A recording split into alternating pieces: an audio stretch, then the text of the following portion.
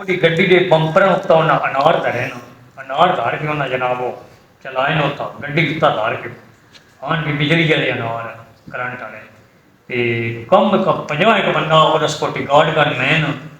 ਤੇ ਕਮ 50 एक बंदा मिल जाना। ठीक। शादी हाल होना बुक की तो खालिद भाई इतनी कमाम शादी हाल में आज जितनी वेच कुर्सी आऊँगी यार उस तो फालतू दुनिया यार। मेरे नाल जो बंदा मैं लैके और मेरा भांजा लगता है तो उस आखे आ हाल के अंदर जितनी आवाम आई हुई नहीं उस आखे ये गरीब बंदा कोई भी नहीं बैठा हुआ जेड़ा भी है तो हज़ारा तो नहीं लखा तो करोड़ों का मालिक आ और फैमिली इतनी है ना जितना साढ़े जलूस में मरद होते ना इतनी भी फैमिली गई हुई है।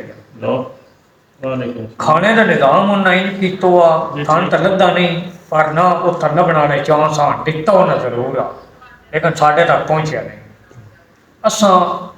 पहले शुगर वे दे रहे आवाम अंदर पोर हुई पी आ साड़ी गड्डी गई एंड उत्ते आ साढ़े वो शुगर वे दे तक हो गए कुर्सियां फुल हो गई हाल फुल हो गया आवाम खलो के वेखण लग पई उन्हें यार किस्मत सानू पानी